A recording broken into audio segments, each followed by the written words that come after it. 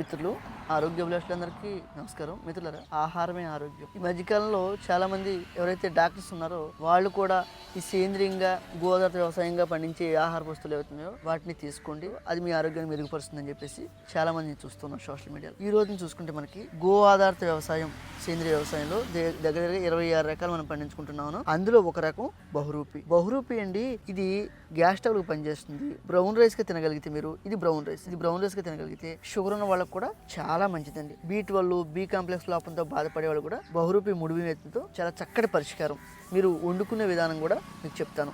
అలాగే ఇక్కడ చూసుకుంటే బహురూపి వడ్లండి మనం పండించుకున్నామండి. గో ఆధారిత ప్రకృతి వ్యవసాయంలో మనం పండించుకున్న వడ్లు. ఈ రోజు చూసుకుంటే బహురూపి సింగిల్ పాలిష్ ఏదైతుందో ఒక గ్లాస్ కి 2.5 గ్లాసులు వాటర్ పోసి వండుకోవాలి. ఎగిరిపోతుందండి. మీరు లేదు గంజి కావాలంటే కనుక ఒక గ్లాస్ కి 4.5 గ్లాసులు వాటర్ పోసి వండుకుని ఉడికిపోయింది అనుకున్నప్పుడు కాస్త గంజి మట్టి పాత్రలో పెట్టి మర్నాడు ఉదయం గంజి తాగే ప్రయత్నం చేయొచ్చు.